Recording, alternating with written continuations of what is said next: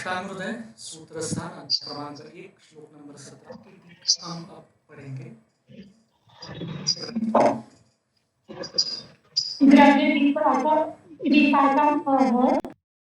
त्रिधा विपाको द्रव्यस्य स्वादु अम्ल कटु कटुपटुकात्मकः।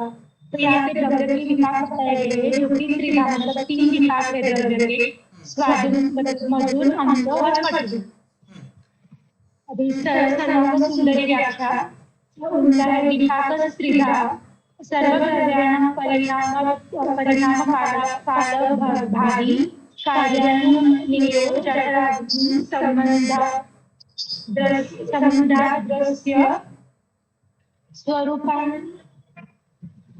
स्वरूपांतर प्रादुर्भावः। अभी विपाक त्रिधा बोले सर्वद्रव्य के परिणाम काल त्रिविधः असे त्रिविधः विपाक त्रिविधः 3 प्रकार के सर्वद्रव्याणां परिणाम कालाधि मतलब सर्वद्रव्य के परिणाम काल मतलब जो पाचन शुरू हो जाता है उसके परिणाम काल में कार्यान्वयन जठराग्नि संबंधाद्रस्य मतलब जब उनका जठराग्नि से संबंध होता है उसके परिणाम से 3 मतलब जो स्वरूप उत्पन्न होते हैं वो 3 विपाक होते हैं। सर्वद्रव्याणां परिणाम काल भावी कार्यानुमेयः। सब द्रव्यों का परिणमन होने के बाद या परिणाम कुछ होने के बाद उस काल की जो अपेक्षा है वो हो जाने के कार्य अनुमेय, इस विपाक का जो कार्य है उस कार्य से उसका अनुमान किया जाता है। और वो क्या है? जठराग्नि संबंधात् रसस्य स्वरूपांतर प्रादुर्भावः। जठराग्नि से संबंध में या उससे जो रस की निर्मिति होती है या रूपांतरण होता है उस रूपांतरण के प्रादुर्भाव से मतलब रूपांतरण होने से जो निर्माण होता है दैट इज विपाक। सत्रिदेव रसशतत्वे न शोधा। तो वो प्रभाव विपाक 3 है त्रिदेव फिर रसशतत्वे मतलब रस 6 है न शोधा न कि षोडश 16। सत्रदाय वो विपाक 3 प्रकार का है। रसषट्वे अपि न षोडा, 6 रस होने के कारण 6 प्रकार का नहीं है। षोडा मतलब 6, षोडश मतलब 16। तो 6 रस है तो 6 रस के 6 विपाक होने चाहिए, ऐसा होता नहीं है। वो 3 ही प्रकार का है। रस 6 है फिर भी विपाक 3 ही प्रकार का है। तेन किंचित स्वादुपाकं किंचित अम्ल विपाकं किंचित कटु विपाकं द्रव्यम।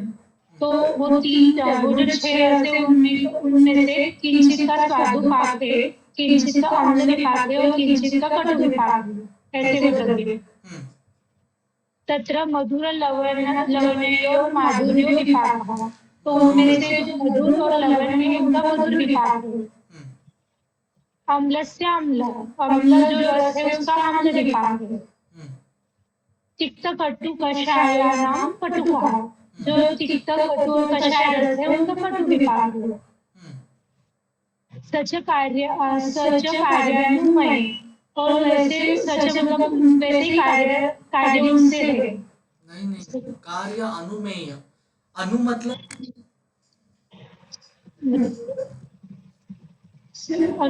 छोटा या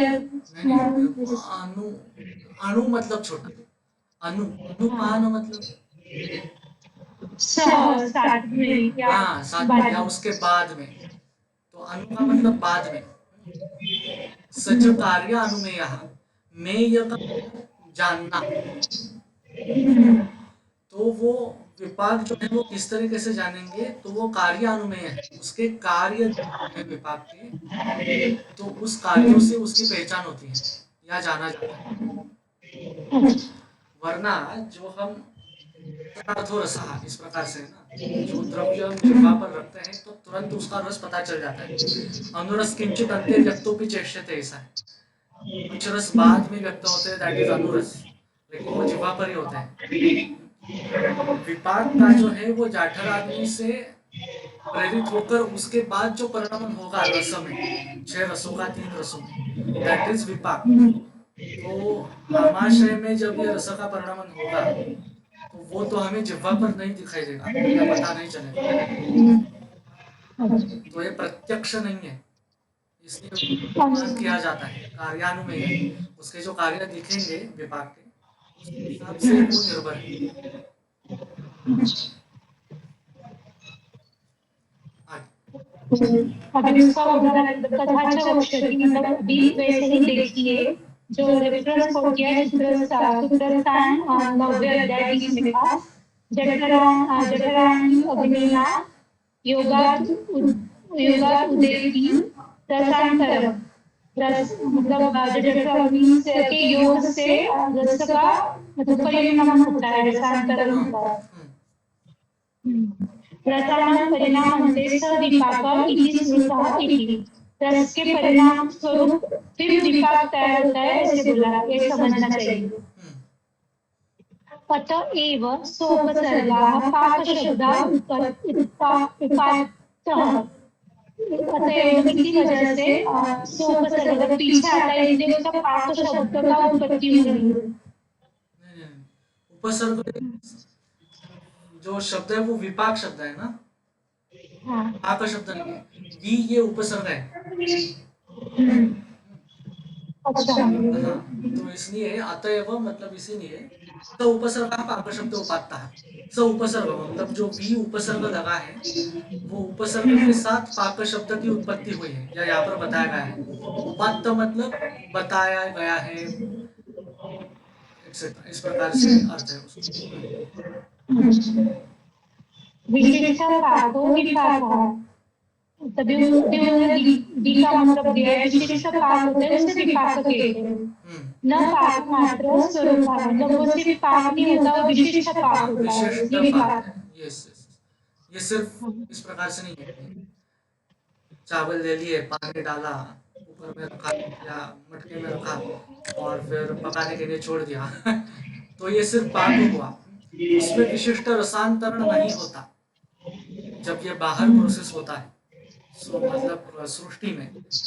लेकिन अभ्यंतर जठराग्नि द्वारा जब पचन होता है तो विशिष्ट रस का परिणमन होता है, तो उसे विपाक कहते हैं, जिसके उन्होंने कर्म आगे बताए हैं विपाक। तथा च भट्टारक चरसूत्र अध्याय 26 में 68 नंबर का श्लोक है। रसो निपाते द्रव्याणां विपाकः कर्मनिष्ठया। मतलब रसों से जो उत्पन्न होता है, निपाते द्रव्य में के रस से जो निपात होता है उसे विपाकः कहते हैं, जो कर्मनिष्ठ है। नहीं, मतलब कर्म द्रव्याणां निपाते रसः, द्रव्याणां कर्मनिष्ठया विपाकः, वीर्यं यावद् अधिवासात् सन्निपाताच्च उपलभ्यते। तीनों की डेफिनेशन चरक ने यहाँ पर दी है। द्रव्याणां निपाते रसः, निपात मतलब रख देना कहीं पर, तो द्रव्य आप जिह्वा पर रख देंगे तो जो पता चलता है दैट इज रस। द्रव्याणां निपाते रसः। द्रव्याणां विपाकः कर्मनिष्ठया, द्रव्यों का विपाक किस पर निर्भर है, तो वो कर्मनिष्ठया, उनसे जो कर्म होते हैं जठराग्नि के द्वारा रस परिणमन के बाद, उसे विपाक कहते हैं। आगे। वीर्यं यावद्विगारसन्निपातो चोपलभ्यते। वीर्यं यावत् अधिवासात् अधिवासो सॉरी अधिवासात् निपाताच्च उपलभ्यते।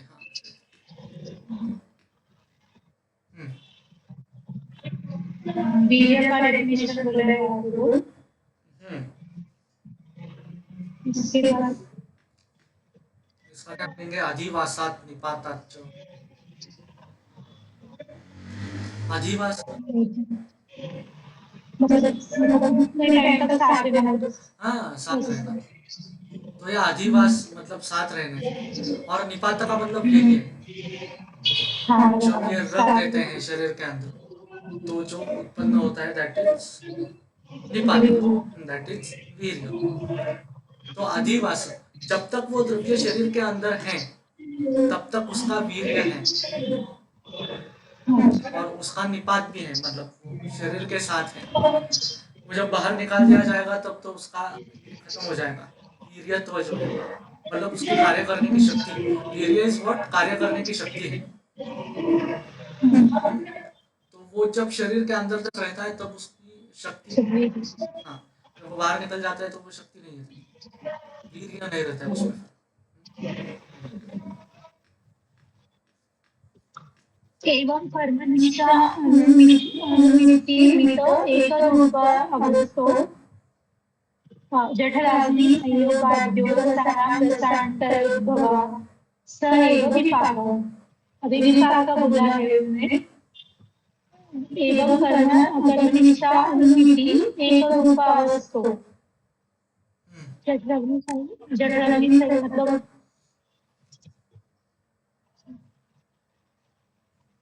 रसों का रसांतरण होता है जठराग्नि के संयोग से, जो कि कर्मनिष्ठ मतलब एक रूप अवस्था से वो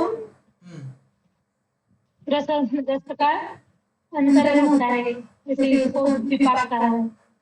एवं उसी की वजह से वो इस प्रकार से कर्मनिष्ठा अनुमित, कर्मनिष्ठा से अनुमित या कर्मनिष्ठा से प्राप्त होने वाला एक, ये शब्द काफी महत्वपूर्ण है। एक ही रूपावस्था होती है उसकी, विपाक की।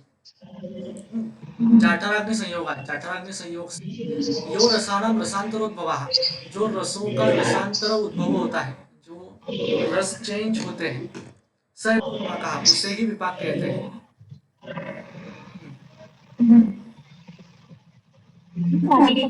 हाँ, न तो यो जठराग्नि संयोग मात्राद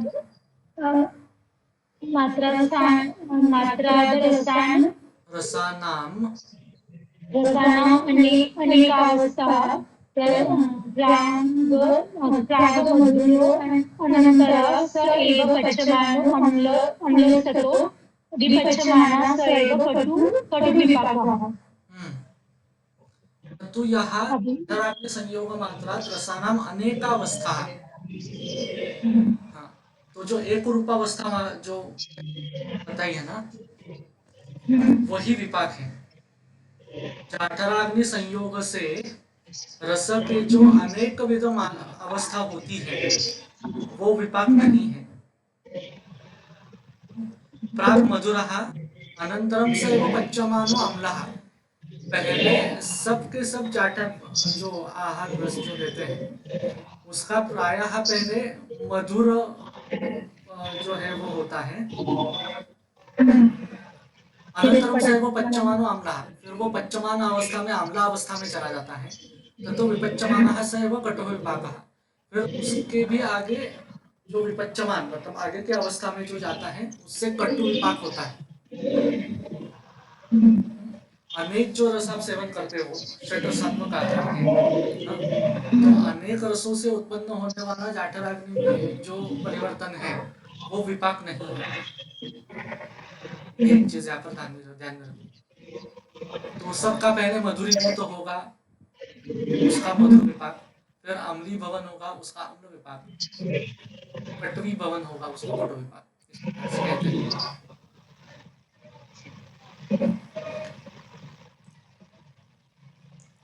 हिमाद्री टेक का एकदम एक मिनट में उड़ाना है। विपाक वेदन आह त्रिवेदी। अब उन्होंने विपाक की तीन भेद बताया, मतलब विपाक के भेद है त्रिवेदी, मतलब तीन है। विपाक जो टीका की शुरुआत होती है उससे पहले का जो अक्षर है वो ये श्लोक किसके लिए कहा गया है वो कहते हैं, और त्रिधा इति ये श्लोक स्टार्टिंग होती है। त्रिधा विपाको द्रव्यस्य, तो विपाक के भेद कहते हैं त्रिधा इस श्लोक से। इस प्रकार से इसका अर्थ होता है। तेजत्रया स्वादु आम्ल कटुकश्चित्, तेज मतलब वो है त्रय तीन, स्वादु आम्ल कटु। हाँ, वो तीन प्रकार के हैं, स्वादु अम्लः कटुकः च।